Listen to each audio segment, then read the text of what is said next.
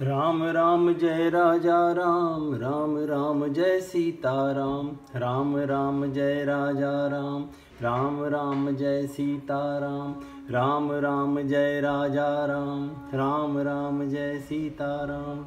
श्री रामचरितमानस अयोध्या कांड दोहा 270 से आगे।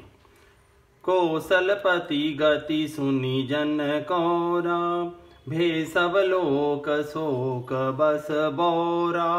जहि देखें तेहि समय विदेहु, नाम सत्य अस लागन केहू। रानी कुचाली सुनत नर पालही, सूझन कछु जस मनि बिनु ब्यालही। भरत राज रघुबर बनवासु, भा मिथिलेश हृदय हरासु।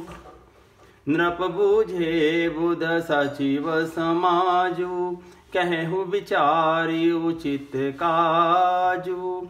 समुझी अवध असमंजस दो, चलिय कि रही न कह कछु को। नृपहि धीर धरि हृदय विचारी, पठे अवध चतुर चरचारी। बूझी भरत सती भावुक भाऊ, आयहु बेगी न होई लखाऊ। गए अवध चर भरत गति, बूझ देखी करतूति। चले चित्रकूट ही भरतु, चार चले तिरहूति। दूतन आई भरत कई करनी, जनक समाज जथामति बरनी।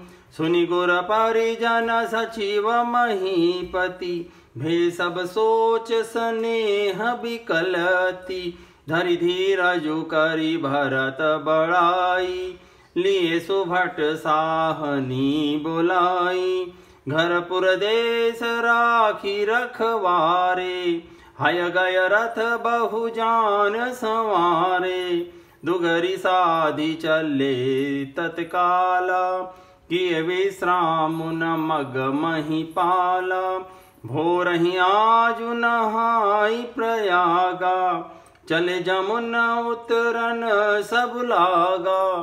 खबरि लेन हम पठे नाथा, तिन कहिया समहीनायऊ माथा। साथ की रात 6 सातक दीने, मुनि बर तुरत विदा चर कीने। सुनत जनक आगवनु, सब हर्षिहु अवध समाजु। रघुनंदन ही सकोचु बड़, सोच विबस सुरराजु। अयोध्या नाथ की गति दशरथ जी का मरण सुनकर जनकपुरवासी सभी लोग शोकवश बावले हो गए, सुध बुध भूल गए। उस समय जिन्होंने विदेह को शोकमग्न देखा, उनमें से किसी को ऐसा न लगा कि उनका विदेह नाम देहाभिमान रहित नाम सत्य है, क्योंकि देहाभिमान से शून्य पुरुष को शोक कैसा। रानी की कुचाल सुनकर राजा जनक जी को कुछ सूझ न पड़ा, जैसे मणि के बिना सांप को नहीं सूझता।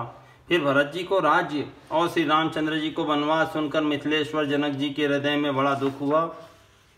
राजा ने विद्वानों और मंत्रियों के समाज से पूछा कि विचार कर कहिए, इस समय क्या करना उचित है।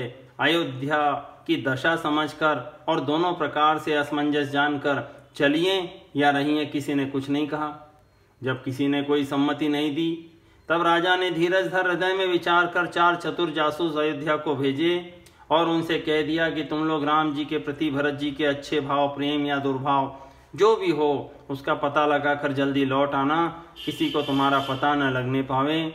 गुप्तचर अवध को गए और भरत जी का ढंग जानकर उनकी करनी देखकर जैसे ही भरत जी चित्रकूट को चले, वे तिरहुत मिथिला को चल दिए। दूतों ने आकर राजा जनक जी की सभा में भरत जी की करनी का अपनी बुद्धि के अनुसार वर्णन किया। उसे सुनकर गुरु, कुटुंबी, मंत्री और राजा सभी सोच और स्नेह से अत्यंत व्याकुल हो गए। फिर जनक जी ने धीरज धरकर और भरत जी की बड़ाई करके अच्छे योद्धाओं और सहानियों को बुलाया। घर नगर और देश में रक्षकों को रखकर घोड़े, हाथी, रथ आदि बहुत सी सवारियां सजवाई। वे 2 घड़िया मुहूर्त साध कर उसी समय चल पड़े। राजा ने रास्ते में कहीं विश्राम भी नहीं किया। आज सवेरे ही प्रयागराज में स्नान करके चले हैं। जब सब लोग यमुना जी उतरने लगे तब हे नाथ, हमें खबर लेने को उन्होंने भेजा। ऐसा कहकर दूतों ने पृथ्वी पर सिर नवाया। मुनि श्रेष्ठ वशिष्ठ जी ने कोई 6-7 भीलों को साथ देकर दूतों को तुरंत विदा कर दिया। जनक जी का आगमन सुनकर अयोध्या का सारा समाज हर्षित हो गया। श्री राम जी को बड़ा संकोच हुआ और देवराज इंद्र तो विशेष रूप से सोच के वश में हो गए।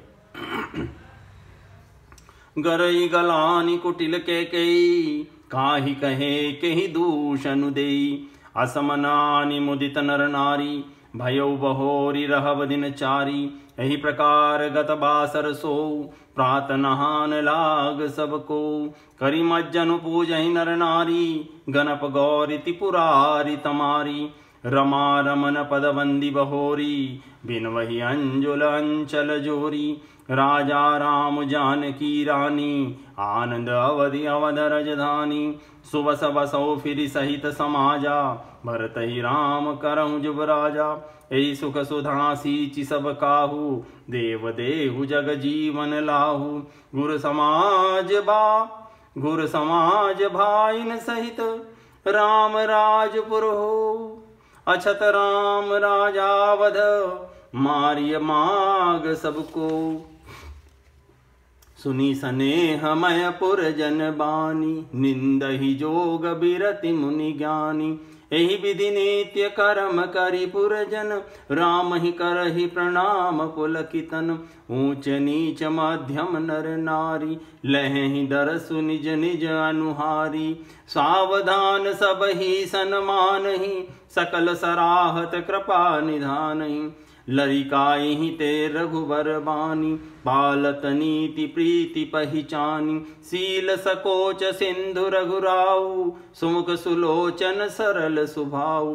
कहत राम गुण गण अनुरागे, सब निज भाग सराहन लागे। हम सम पुण्य पुंज जग थोरे, जिन्हि राम जानत करि मोरे।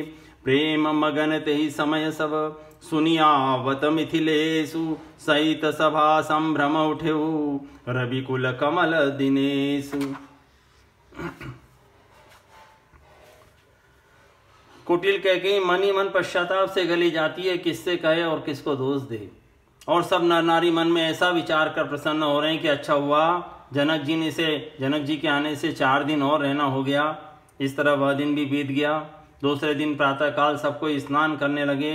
स्नान करके सब नर नारी गणेश जी, गौरी जी, महादेव जी और सूर्य भगवान की पूजा करते हैं। फिर लक्ष्मीपति भगवान विष्णु के चरणों की वंदना करके दोनों हाथ जोड़कर आंचल पसार कर विनती करते हैं कि राम जी राजा हों, जानकी जी रानी हो और राजधानी अयोध्या आनंद की सीमा होकर समाज सहित सुख पूर्वक बसे और श्री राम जी भरत जी को युवराज बनावें।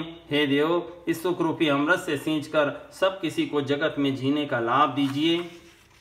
गुरु समाज और भाइयों समेत श्री राम जी का राज्य अवधपुरी में हो और श्री राम जी के राजा रहते ही हम लोग अयोध्या में मरें, सब कोई यही मांगते हैं। अयोध्या वासियों की प्रेममयी वाणी सुनकर ज्ञानी मुनि भी अपने योग और वैराग्य की निंदा करते हैं।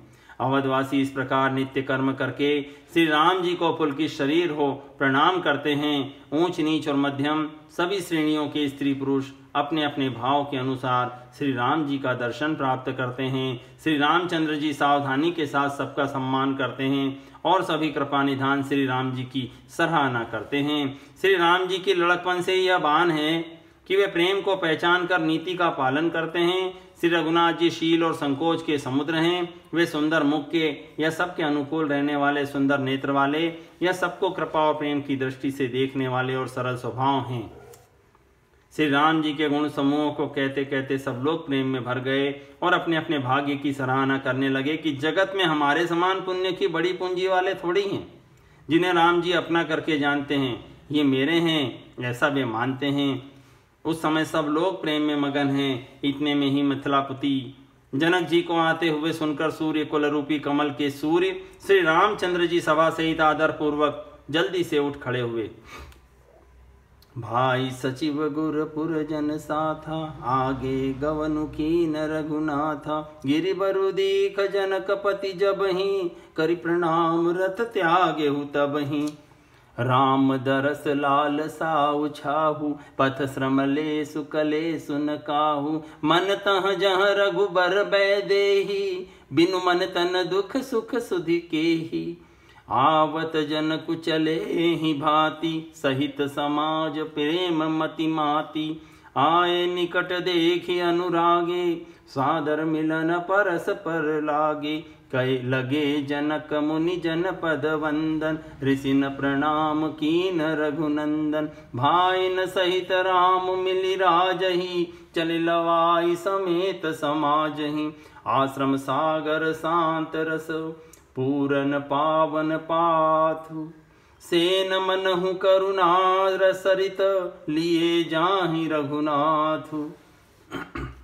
बोरति ज्ञान विराग करारे, बचन सशोक मिलत नद नारे। सोच उसास समीर तरंगा, धीरज तट तरु बर कर भंगा। विषम विषाद तुरावती धारा, भय भ्रम भंवर अबर्त अपारा। केवट बुध विद्या बड़ी नावा, सकै न खेई एक नहीं आवा। बनचर कोल की रात विचारे, थके बिलो की पथि कहीं हारे। आश्रम उदधि मिली जब जाई, मनहु ठेउ अम्बुधि अकुलाई।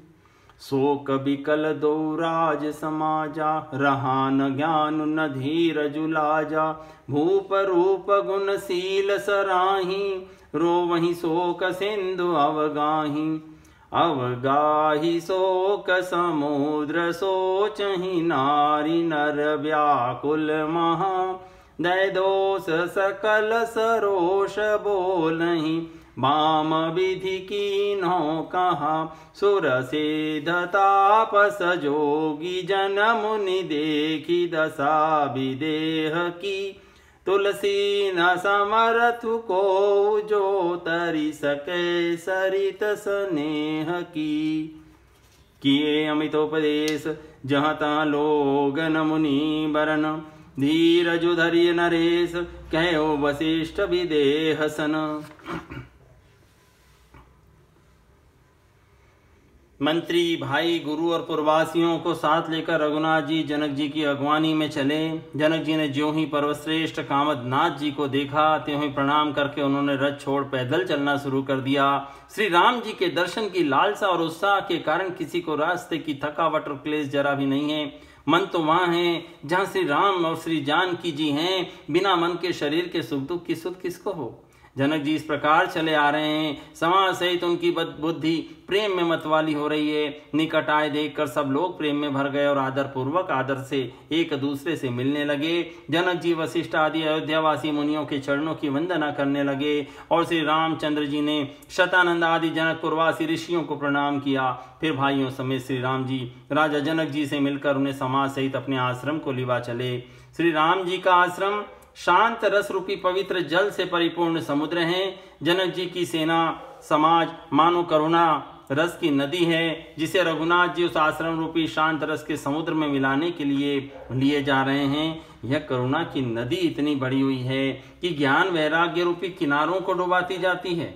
शोक भरे वचन नद और नाले हैं जो इसी नदी में मिलते हैं, और सोच की लंबी सांसें ही वायु के झकोरों से उठने वाली तरंगे हैं जो धैर्य रूपी किनारों के उत्तम वृक्षों को तोड़ रही है। भयानक विषाद ही उस नदी की तेज धारा है। भय और भ्रम मोह ही उसके असंख्य भंवर और चक्र हैं। विद्वान मल्लाह है, विद्या ही बड़ी नाव है, परंतु वे उसे खे नहीं सकते, उस विद्या का उपयोग नहीं कर सकते। किसी को उसकी अटकल ही नहीं आती। वन में विचरने वाले कोल की रात की यात्री हैं जो उस नदी को देखकर हृदय में हार कर थक गए हैं। यह करुणा नदी जब आश्रम समुद्र में जाकर मिली तो मानो वह समुद्र अकुला उठा, खौल उठा। दोनों राज समाज शोक से व्याकुल हो गए। किसी को न ज्ञान रहा, न धीरज, न लाज ही रही। राजा दशरथ जी के रूप गुण और शील की सराहना करते हुए सब रो रहे हैं और शोक समुद्र में डुबकी लगा रहे हैं। शोक समुद्र में डुबकी लगाते हुए सभी स्त्री पुरुष महान व्याकुल होकर चिंता कर रहे हैं। वे सब विधाता को दोष देते हुए क्रोध युक्त होकर कह रहे हैं कि प्रतिकूल विधाता ने यह क्या किया। तुलसीदास जी कहते हैं कि देवता, सिद्ध, तपस्वी, योगी और मुनिगणों में कोई भी समर्थ नहीं है जो समय विदेह जनक राज की दशा देखकर प्रेम की नदी को पार कर सकें, प्रेम में मग्न हुए बिना रह सकें। जहाँ तहाँ श्रेष्ठ मुनियों ने लोगों को अपरिमित उपदेश दिए और वशिष्ठ जी ने विदेहराज जनक जी से कहा, हे राजन, आप धैर्य धारण कीजिए। जासु ज्ञान रवि भवनि सिनासा बन बचन किरण मुनि कमल विकासा, तेहि की मोह ममता नियराई, यह सिय राम स्नेह बढ़ाई।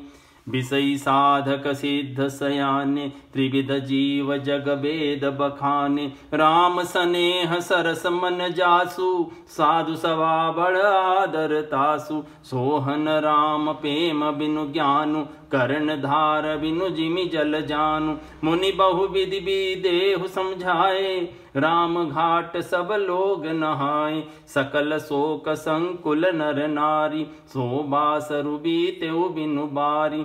पशु खग मृगन न कीन आहारु, प्रिय परिजन कर कौन विचारु। दो समाज निमिराजु, रघुराजु नहाने प्रात।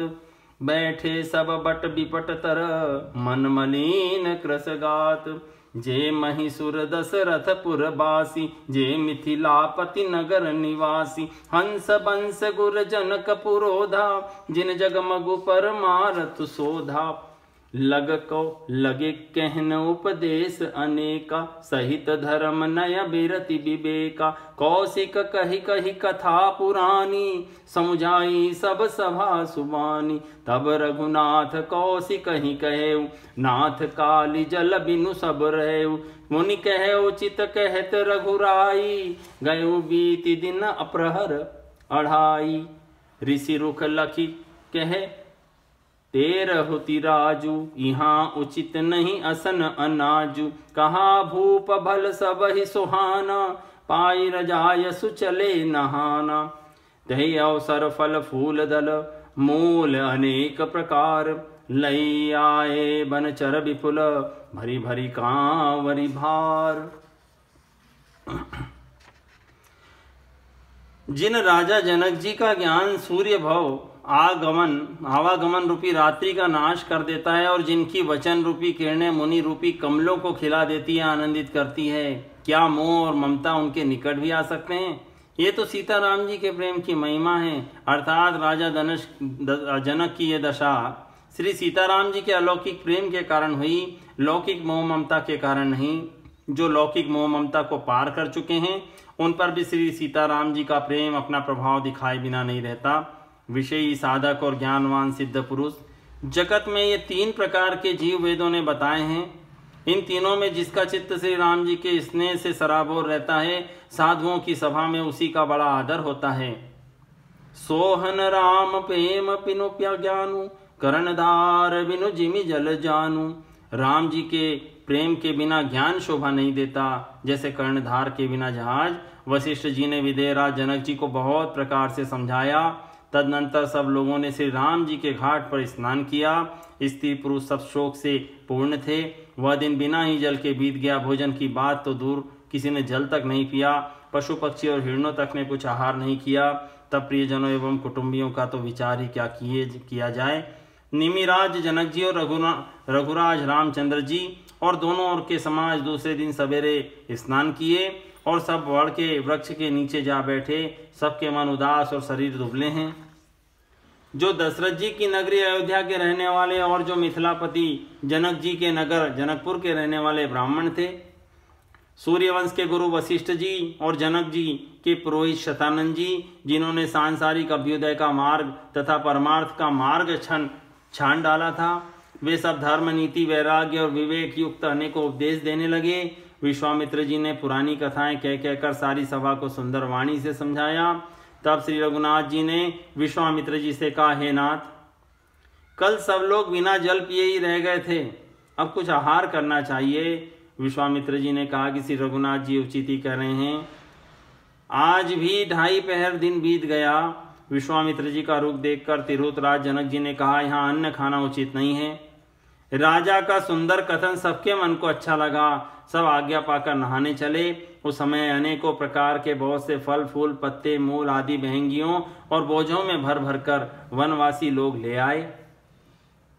कामद भेगिरि राम प्रसादा अवलोकत अपहरत विषादा सरसरिता वन भूमि विभागा जनोमगत आनंद अनुरागा बेली बिटप सब सुफल सफूला बोलत खग मृगाली अनुकूला ते अवसर बनादिक छाहु त्रिविध समीर सुखद सब काहू जाई न बरनि मनोहरताई जनु मही करति जनक पहुनाई तब सब लोग नहाई नहाई राम जनक मुनि आय सुपाई देखि देखि तरु बर अनुरागे जह तह पुर जन उतरन लागे दल फल मूल कंद विधि नाना पावन सुंदर सुधा समाना सादर सब कह राम गुर पठे भरी भरी भार पूजी पितर सुत अतिथि गुर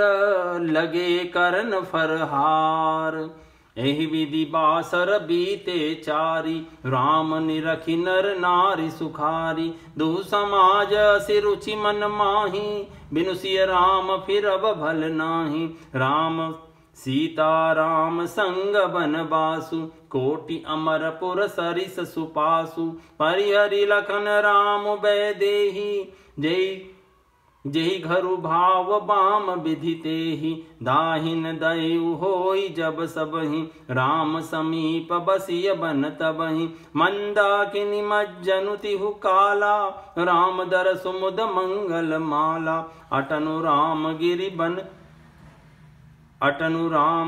बन तापस थल असनु अमीय समकंद मूल फल सुख समेत संबत दुई साता पल सम होई न जनि अहि जाता एहि सुख जोगन लोग सब कहें कहाँ भागु सहज सुभाई समाज दुहु राम चरण अनुराग।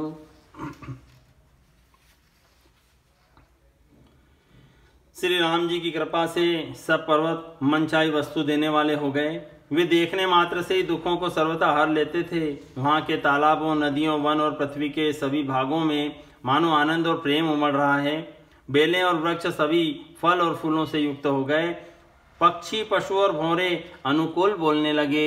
उस अवसर पर वन में बहुत आनंद था। सब किसी को सुख देने वाली शीतल मंद सुगंध हवा चल रही थी।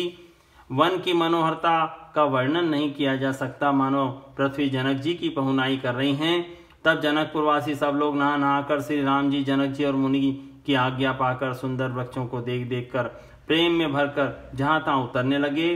पवित्र सुंदर और अमृत के समान स्वादिष्ट अनेकों प्रकार के फल फूल और कंद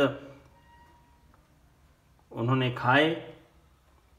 श्री राम जी के गुरु वशिष्ठ जी सबके पास बोझे भर भर कर आदर पूर्वक भेजे। तब वे पितर देवता अतिथि और गुरु की पूजा करके फलाहार करने लगे। इस प्रकार 4 दिन बीत गए। श्री रामचंद्र जी को देखकर सब नर नारी सुखी हैं। दोनों समाजों के मन में ऐसी इच्छा है कि श्री सीताराम जी के बिना लौटना अच्छा नहीं है। श्री सीताराम जी के साथ वन में रहना करोड़ों देवलोकों के निवास के समान सुखदायक है। श्री लक्ष्मण जी राम जी और जानकी जी को छोड़कर जिसको घर अच्छा लगे, विधाता उसके विपरीत हैं। जब देव सबके अनुकूल हों तभी श्री राम जी के पास वन में निवास हो सकता है। मंदाकिनी जी का तीनों समय स्नान और आनंद तथा मंगलों का समूह रूप श्री राम जी का दर्शन, श्री राम जी के पर्वत कामदनाथ वन और तपस्वियों के स्थानों में घूमना और अमृत के समान कंदमूल फलों का भोजन 14 वर्ष सुख के साथ पलकें समान हो जाएंगी, बीत जाएंगी, जाते हुए जान ही न पड़ेंगे। सब लोग कह रहे हैं कि हम इस सुख के योग्य नहीं हैं, हमारे ऐसे भाग्य कहाँ। दोनों समाजों का श्री रामचंद्र जी के चरणों में सहज स्वभाव से ही प्रेम है। दोहा क्रमांक 280 तक। राम राम जय राजा राम, राम राम जय सीताराम, राम राम जय राजा राम, राम राम जय सीताराम, राम राम जय राजा राम, राम राम जय सीताराम। ओम।